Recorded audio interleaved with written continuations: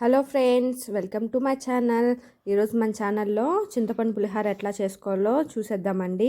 ముందుగా గ్యాస్ పైన మందపంటి కడాయి పెట్టుకొని అందులో కొంచెం ఆయిల్ యాడ్ చేసుకోవాలి. ఆ ఆయిల్లో పోపు అయితే యాడ్ చేసుకోవాలి. పోపు నేను అన్నీ మిక్స్ చేసి పెట్టుకున్నా అండి. అందులోనే కొంచెం ఎండుమిర్చి, ఇవి రెండు బాగా మిక్స్ అయినాక కొంచెం లైట్గా ఫ్రై అయిన తర్వాత దాంట్లో జీడిపప్పు, గ్రౌండ్ నట్స్ వేసి బాగా మిక్స్ చేయాలండి.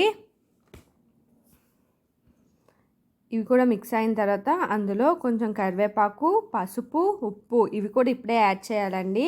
యాడ్ చేసి బాగా కలపాలి. ఇలా కలుపుకున్న దాంట్లో క్యారెట్ కూడా యాడ్ చేయండి. నేను క్యారెట్ ఎందుకు యాడ్ చేస్తున్నా అంటే విడిగా ఇస్తే మా పిల్లలు తినరండి, అందుకని ఈ విధంగా అన్నీ మగ్గిన తర్వాత అందులోనే చింతపండు నానబెట్టుకున్న రసం వేయండి. నేనైతే ఇదేం ఉడకపెట్టుకోలేదండి, ముందుగా నేను నానబెట్టుకొని ఉంచుకున్నాను ఒక అరగంట ముందు. ఆ రసాన్ని అయితే నేను ఇందులో పోసాను. ఇది బాగా దగ్గరికి అయ్యే వరకు బాగా మగ్గనియండి. చూసారా, బాగా మగ్గింది. ఈ ప్రాసెస్ మొత్తం నేను లో ఫ్లేమ్లోనే చేసుకుంటున్నాను అండి, లేకపోతే అంతా మాడుతుంది. అందుకనే లో ఫ్లేమ్లో పెట్టుకొని చేసుకోవాలి.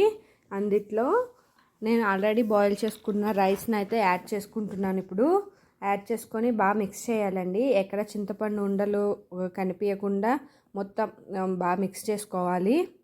చూసారా, ఇప్పుడైతే రెడీ అయిపోయింది పులిహోర. ఇప్పుడైతే ఫ్లేమ్ ఆఫ్ చేసేసుకోండి.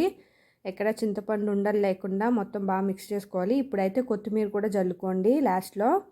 చింతపండు పులిహోర చేయడం కష్టం అనుకుంటారండి, కానీ చూసారా ప్రాసెస్ చాలా ఫాస్ట్గా త్వరగా అయిపోయింది. నా వీడియో కనుక మీకు నచ్చినట్లయితే please like, share and subscribe చేసుకోవడం మర్చిపోకండి.